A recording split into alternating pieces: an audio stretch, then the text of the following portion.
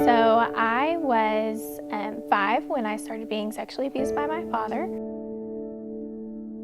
Had 7 brothers and sisters. None of them knew. It was a secret that I was told to keep and really shamed about, and went through my childhood being abused on a very regular basis. And then when I was 12, I got involved with our youth group at First Baptist Shallowater. Shout out to my hometown. And just really experienced the Lord there, really understood on a deeper level what a relationship looked like with the Lord instead of just a relationship with the church. Got baptized in October of that year when I was 13. And then that next year, there was a situation with my parents and I was left alone again, and the abuse continued, and I really felt safe enough with a church friend of mine to open up to her and tell her about the abuse and ask for help. And so my church really stepped in and took me in, walked me through what the process would be like. I remember it was a Wednesday night, and our lead pastor came in and talked to me. We were at the church until 12 a.m. And they just really made me feel safe with them, which was a big deal to me because I didn't feel that at home. The next morning I went to school and was taken into foster care that day. And then I spent the next 3 years. So I was 13 and didn't get out of foster care until I was 16, and I was adopted out. So after I removed, it was a little difficult just because I think our church had never been involved in that type of situation before. But my first placement was a kinship, and the church which is Shallowater, so it's very close-knit. All of my friends' parents went to church with me, and so and those are the people I just recently connected with. And so my friends actually got their parents to kind of seek out where I was at, keep up to date with me. They convinced my paternal grandmother that I was staying with to bring me back to Shallowater to go to school. They would come out, one of the youth helpers would actually come out and bring me to church every Sunday. The main thing they did was keep me connected, and I think just because they were the first lifeline that I reached out to outside of my family with that secret. And so, actually the first people I reached out to at all. And so they did a great job of not just putting me in someone else's hands and abandoning me with that, but just keeping up to date with me, really keeping me in the church was a big deal to me. I was removed from my kinship placement that summer. Our youth pastor paid for me to go to youth camp. They paid for me to help with VBS. So I was actually removed in the middle of VBS, and I was in Shallowater at the time. And so I was removed from my home and went to a children's shelter next, which was pretty terrifying. And at that time, one of the people on staff, their daughter was my best friend. And so she persuaded them to become foster parents so that they could keep me in Shallowater and take care of me. So I was removed in July. I think it was July 7th, and then by August 25th, I was already back in Shallowater, placed with my friend's parents who were on staff at my church. So it was really amazing how they just kept up to date with me. I'd always felt, especially in a family of 8, I felt very alone. And so to be taken in and cared for by this community in Shallowater was a big deal. I actually have very close relationships with the same people today.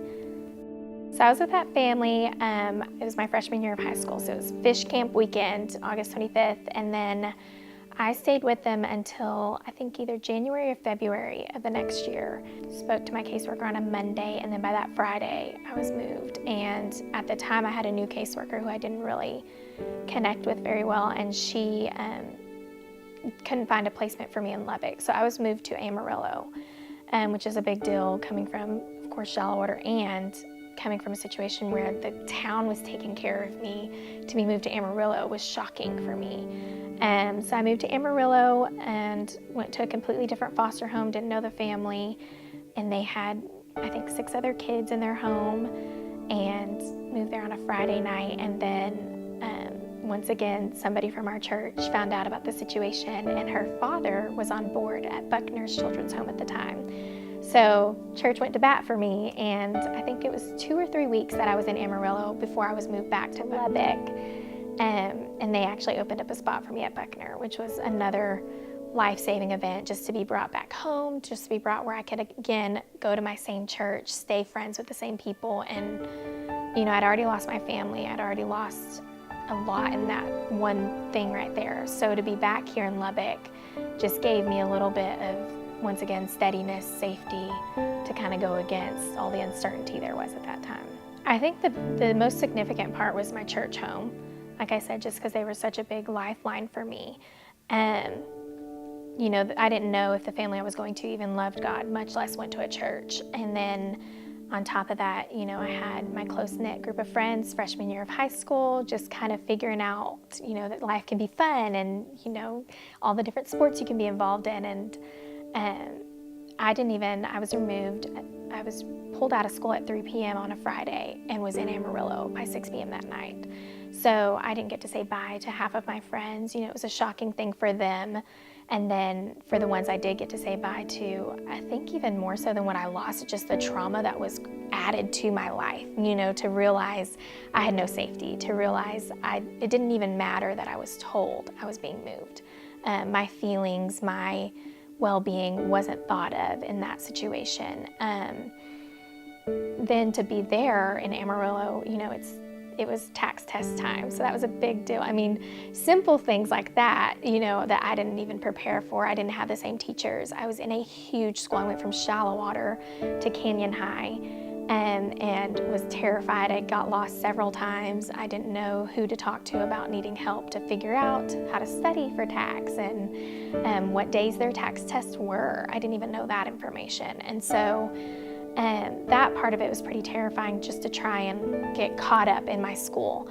As a freshman who, most kids, they expect their parents to help them walk through that. And I just had to figure out, okay, this is important and I need to focus on it. I need to figure it out for myself. And then, to go back home and realize I don't have phone numbers for my friends. I couldn't call them and say, hey, I'm doing okay. They didn't have a way to get a hold of me. And so I had no clue if they even knew where I was. I had no clue if my youth pastor knew where I was, or my youth helper that was taking me to church. So I think just it's pretty harsh when it's an abrupt movement like that, especially for a 14-year-old kid, 14-year-old girl who's trying to figure it out. My foster mom had suffered abuse as a child and had never spoken out about it. And so tensions kind of built because I was, going into my freshman year of high school. I was still connected to my same group of friends. So I was actually finding joy in that time and really digging into the Lord, digging into my church and finding freedom from the abuse and from a life, a childhood of lies. And I think that just really was hard for her to process and deal with. And so it was honestly an unfair situation. She just had a hard time with it. She actually sent an email to my caseworker and just said that I was, acting out. And that's what's sad is it's extremely easy for a kid to be lost like that, for their values, what's important for them to just be up in smoke because a foster mom was had her own issues. And then Buckner was pretty life-saving for me. They're Baptist and very connected to church. And so the day I was placed, they talked to me about what type of placement that was and explained to me that a children's home is a long-term stay. And so in that, I kind of felt a little bit of relief and, okay, well, as long as I can follow the rules and love Jesus and love people, then I can be pretty certain of where I'm going to be in the next year or the next month even. Once again, First Baptist Church Shallowater went to bat for me, and when you're on Buckner, they send you, they have certain homes go to certain churches, and everybody goes to the same high school and middle school and elementary school. But First Baptist Church Shallowater talked to them for me and got it to where I was allowed to go back to Shallowater. That same youth worker drove me from Lubbock to Shallowater every Sunday for church and every Wednesday for church.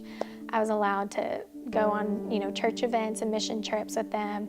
So it was really an amazing placement for me. I was at Buckner, I think I moved there in March, and then that December I had a new caseworker who was pretty amazing, and at the time I was now 15, and she sat me down and just kind of gave me a choice in the matter. She was switching over to the adoption unit as compared to foster care. So she just was honest with me and said, if you want me to stay your caseworker, you have to allow yourself to be moved to the adoption unit.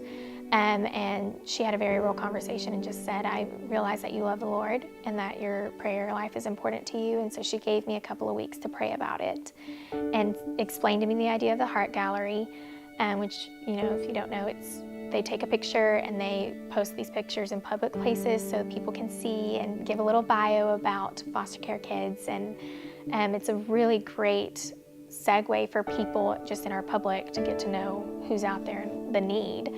And so I said yes, and I took pictures for the Heart Gallery in December, and then my pictures were posted in January, and then my parents saw my picture in March. I was moved in by May. So it was really quick, but Heart Gallery was a big experience for me, from the eyes of an orphan on the other side. It was very intimidating. At that time, being at Buckner, I had a lot of teenage foster siblings, and I just asked them what their experience was. And a lot of them had a lot of negativity about it, just because, my roommate had been in the Heart Gallery for 8 years and had never had a family call, never had anyone check in to say, tell me more about her, much less interested in adopting her. And so she actually asked to be removed from the Heart Gallery, and I knew a lot of kids who were asked to be removed from it when they were of age, just because after a childhood of abuse and neglect and rejection, it's extremely vulnerable for a kid to take a picture and have a genuine smile and allow information about them to be put out there and say, do you want me? Especially when you can just sit there in foster care and you just imagine the number of people that are seeing your face, and not to ever hear about it, not to ever have someone look into you is pretty heartbreaking. But I just trusted my caseworker at that point and prayed about it and felt led to go into it. So I did, and it was a lifesaver. It's a great organization. I'm a huge fan for it. My parents in May, and then I was adopted by November that year, and actually adopted on National Adoption Day, and I got to speak for that. It really felt like a good fit. Once again, I was pretty hardcore, obviously, going to church at First Baptist Shallowater. My parents were pastors of a new church, and that was probably the biggest part. I can still remember the first time they took me to their church. It was one of our visits, and it was on a Friday night, and my dad, we just worshiped in an empty auditorium. And that was probably the moment that I really felt safe and felt like this was the Lord's hand in all of this. That church saved me once again in a lot of ways. The community there, I still have wonderful relationships with all the people that were there, and learned a lot about who I was through the people I met through my adoption. They spoke life into me and believed in me, and First Baptist Shallowater helped keep me together and encourage me to walk away from my past. My new church just kind of took that and helped me to look towards my future and dream and really build into and pour into who I was and who the Lord was creating me to be. I started serving in kids' church there and love kids. It's a huge part of my heart. I came up with the idea for my nonprofit now, and it was through the people I met through my adoption that came to life. And so adoption was a huge identity change. I like to say more so Isaiah 43:1, it says, "Fear not, for I have redeemed you. I have called you by name, and you are mine." And so through my adoption, it was my coming back to the Lord. It was my realizing my life in this world pulled me away from who God said I was, from the name that He called me. And it was me coming back to that and accepting who He said I was, and just living that to the fullest. So, I went to college. I got a degree in speech pathology, a very successful degree with that. Loved that career path. And then I met my husband. My husband and I have been married for 3 years now. Once again, May's a big month for me. So we met through our church, and it's been awesome to see that I can be a successful person who loves the Lord, who's married to a man that loves the Lord, who serves the Lord together, who, we have a ministry together. That was never something I thought I could see myself being one day.